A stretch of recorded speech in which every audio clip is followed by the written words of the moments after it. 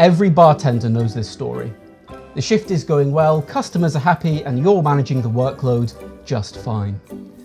Then, from across the bar, you hear those dreaded words. Ooh, who fancies an espresso martini? And all of a sudden, every single pair of eyes is on you.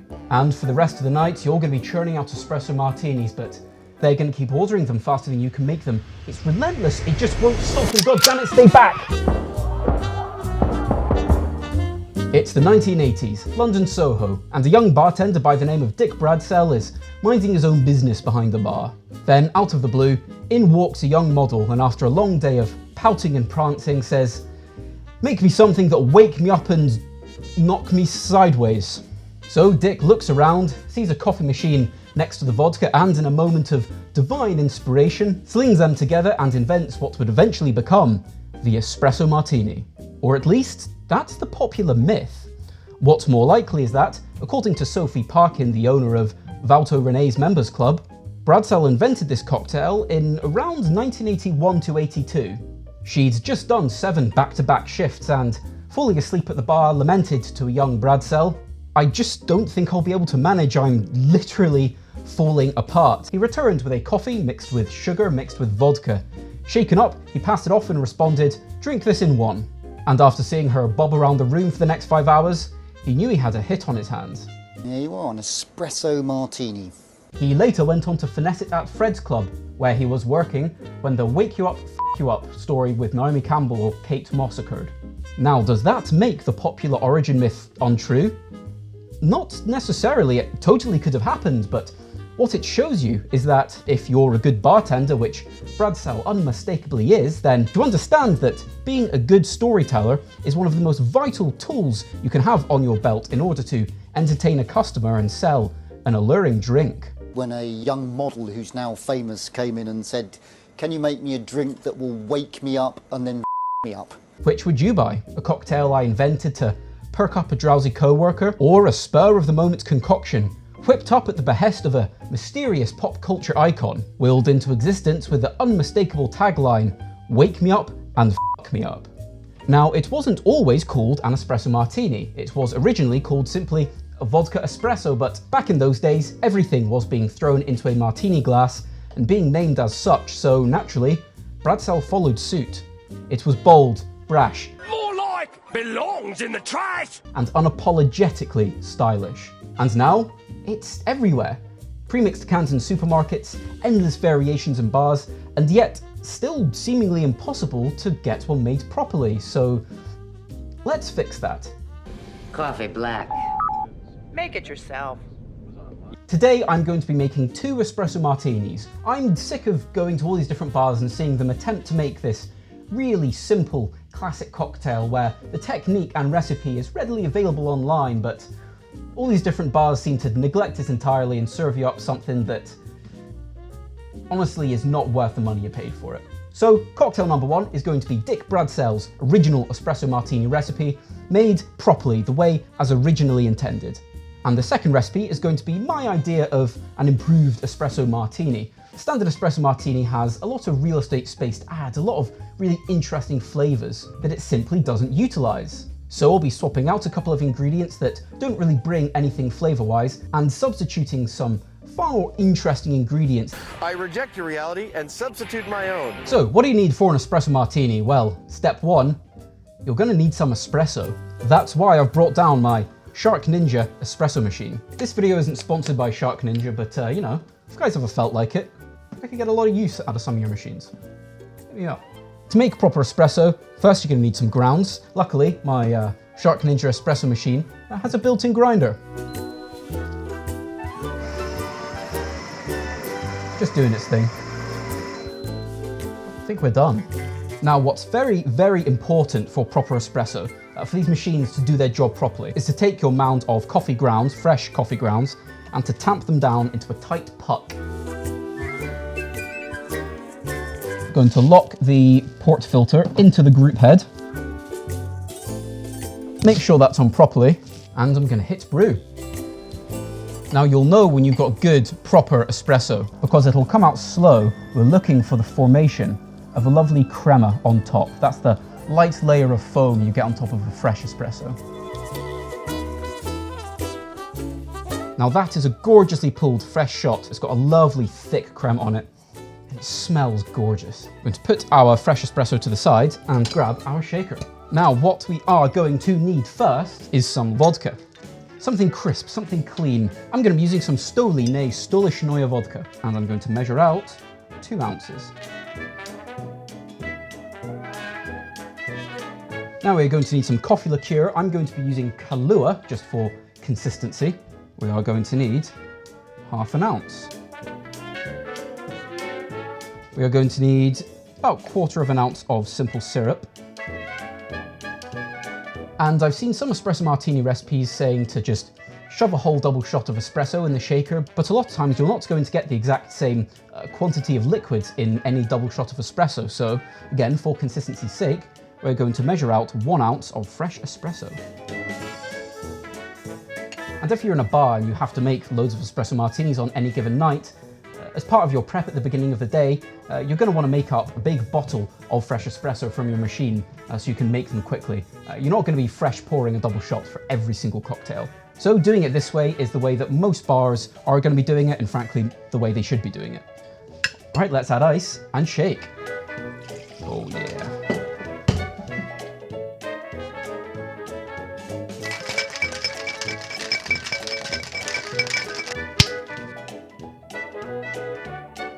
You're going to take the nicest coupe you have and double strain.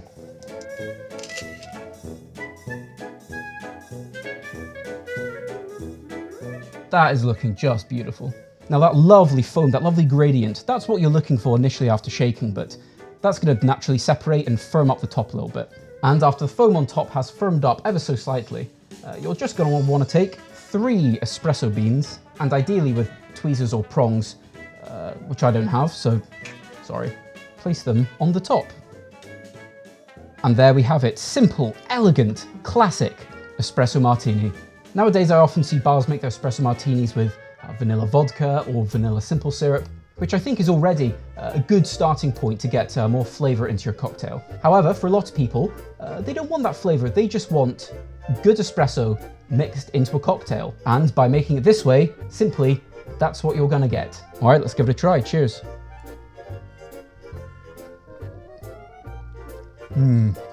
Oh, that is great. By using a crisp, clean, flavourless vodka, ordinary simple syrup, what that allows a cocktail to do is really, really present the flavours of the espresso. This is a fantastic mechanism for presenting your favourite espresso. It doesn't mute any of the subtle, intricate flavours of the espresso. If anything, it really brings them out. This cocktail is a little sweet, of course, from the Kahlua and the simple syrup, but it's not overly sweet. What it's doing is really bringing forward a lot of the people often say this, and I've never truly understood it, but I kind of do now, the fruitier flavours in that espresso. That is bright, I'm getting fruitiness, it is not bitter whatsoever. It's unctuous, it's chocolatey. That is really, really nice. I've never been an espresso martini guy, I'll be honest with you, but that is absolutely lovely. And you can see how simple it is. Get some vodka, simple syrup, Kahlua, fresh espresso, shake it up, shake it properly. I've seen many dire espresso martinis in my time, and I've made my fair share over the years, that's for sure. But this is crisp, clean, elegant, and really quite easy just once you take 5 minutes to look at what you're doing. Still don't like making a million of them in one night, but I think I appreciate it just that bit more now. Now this is unmistakably a great cocktail, but there is a lot of real estate left unclaimed for so many different types of flavours to get in there. The vodka brings no flavour, that's its role admittedly, but I think there's a big opportunity to really get some interesting flavours in there. The simple syrup, purely utilitarian to sweeten it up, but again, a flavoured syrup, there's a lot we can do there. So the version of the espresso martini that I'm going to make is an original I've come up with, but it balances out some of the proofiness, some of the flavours. Deproofs it just a little bit because frankly people rarely order one of these. It's either 1 or 10. They're not going to be feeling great the next morning. So this one balances it out just a touch and also uses a lot of that free flavour real estate. It's free real estate. Now espresso is a big, bold and in-your-face flavour. You can't get away from it. So not wanting to shy away from that, I want to meet that and confront it. And the best way to do that is with some mezcal. Big, smoky, fruity flavours in mezcal. I absolutely adore this stuff. And I think this is the perfect spirit to really stand up to the strong flavor of that espresso, whilst not taking it over, not masking it. I'm going to want 1 ounce of mezcal.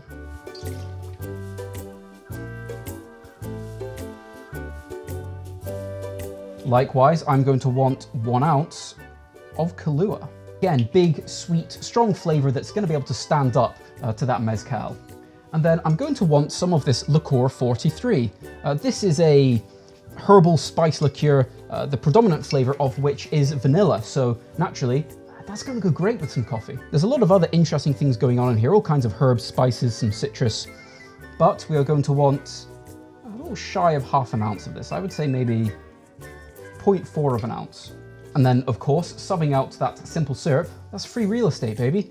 We're going to need the same amount, 0.4 of an ounce, roughly, of orgeat.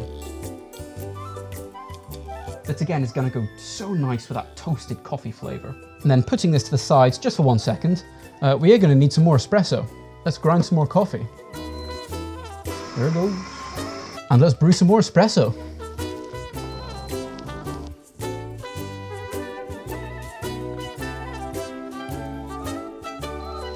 I think our coffee's ready. Lovely. So we've got some more beautiful, fresh espresso. And of this, we are actually going to want 1.5 ounces.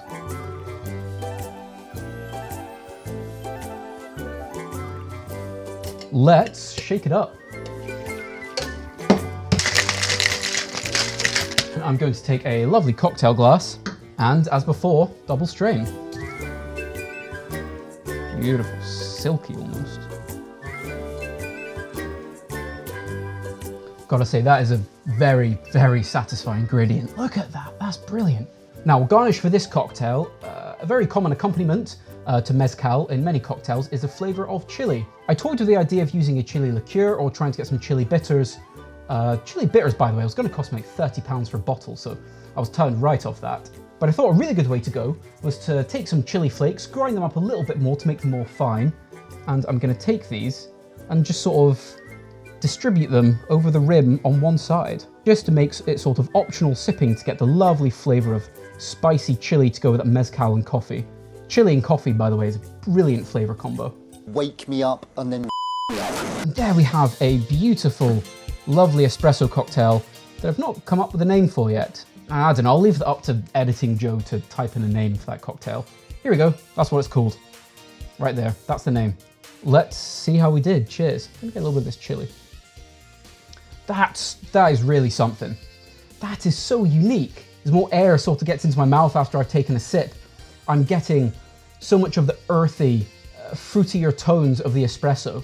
And I feel a lot of that is being bolstered by the mezcal and the liqueur 43, but the mezcal is doing an enormous amount in there. It is not drowning out the espresso by any means. Also, the fruitier, smokier notes are just accompanying so perfectly the earthy tones of that espresso, the unctuousness of the orgeat that sort of gives way into lighter, almost citrusy vanilla flavors from the liqueur 43 that I feel like also tie in quite nicely to some of those higher frequency flavors of the espresso itself. And the dried chili flakes are a little bit smoky, spicy, but that blends perfectly with the smokiness of the mezcal without becoming overpowering. And the earthy notes from the roasted chilies, again, as before, just tie back perfectly to just the richness, the earthiness of the espresso. Ooh, got a bit of spicy chili in that one. Woo! Coffee, smoky, leathery, earthy mezcal, the nuttiness of the orgeat, the vanilla comes in quite late, but very strong and sweet, and almost cleanses your palate, ready for another go. Come back to this one. I am getting more of the coffee here. This is a lot more, just like a lovely whipped coffee, and this in turn, right up front, just hits you in the face with all this flavor. But all those different flavors, none of them feel in tension. They're not fighting each other in the glass. And if you don't have access to mezcal, I would highly recommend, in place of the mezcal, using some tequila if you've got it. It'll be a different cocktail, but the flavors are gonna work every bit as well. So there we have it. 2 espresso martini variations. Number 1, the original, the classic by Dick Bradsell, one invented in the early 80s that took the world by storm and still lives up to its reputation and allure to the modern day.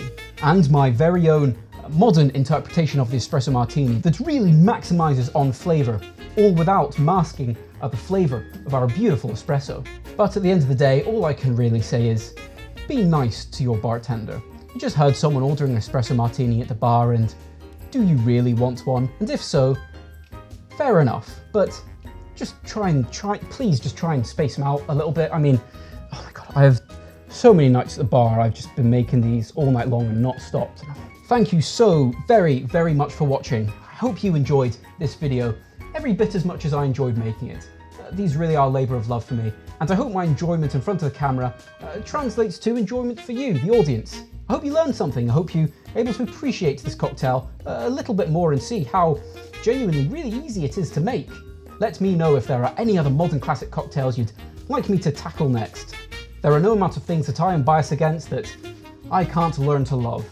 I've got many other videos like this. I did one not too long ago on the porn star martini. Why don't you take a look at that one? That one turned out pretty well. Quite happy with that video. And if you enjoyed this, why not subscribe? Because there's going to be more of these in the future, that's for sure. And on that bombshell, it's time to end. Thanks for watching. I appreciate every single one of you, and I'll see you in the next one. Cheers.